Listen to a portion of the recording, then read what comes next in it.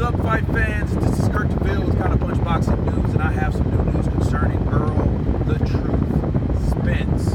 Errol Spence confirms that he is not fighting in August, so that means there is no Shawn Porter fight in August.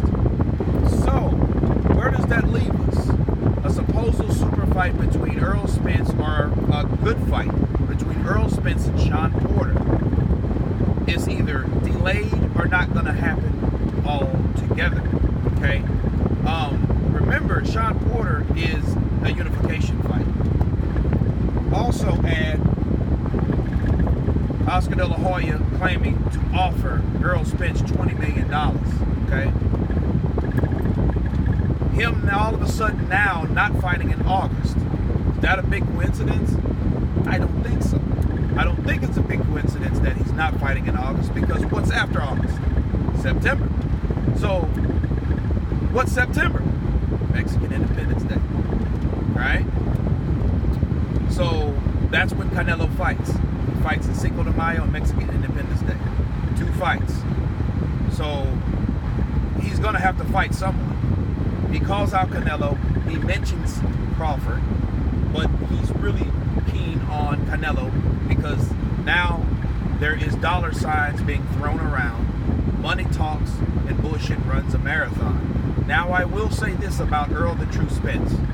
I haven't liked what he's done with his career lately, but if he goes and fights Canelo Alvarez and he moves up to that weight class, win, lose, or draw, he gets full credit.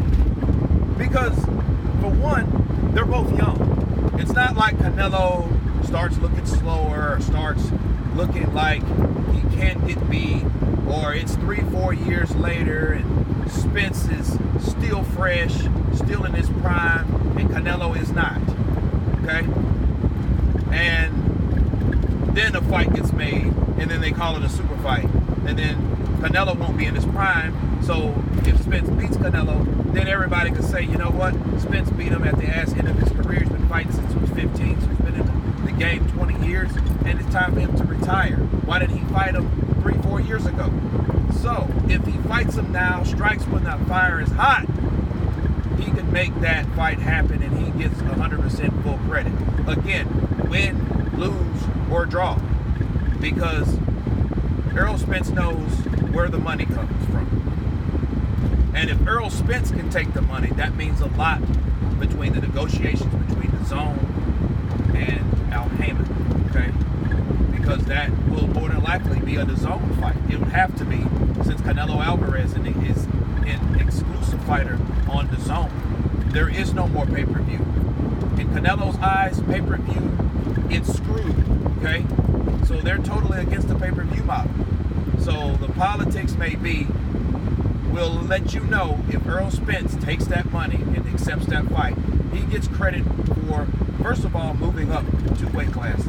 Second of all, showing everyone that the politics in boxing really don't exist unless you want them to exist, people. Okay? So if he goes and fights Canelo on the Zone, you know what that means? That means other people-sided fighters can do the same thing.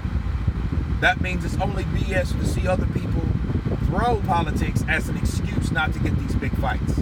That's what it means. So that would be the second credit that I give Errol Spence. And if he beats Canelo convincingly, he gets all the credit. He might not can beat Crawford in my eyes, but if he can pull off a Canelo upset, I would be very, very impressed. You know what I mean? And it also shows that Errol Spence is not, they call him a weight bully. You know, I don't like to use that term, but it may prove if he's willing to accept that fight, maybe he's having problems making 147. Okay, so that's something to think about. You know, even Shawn Porter had to cut his hair to make weight.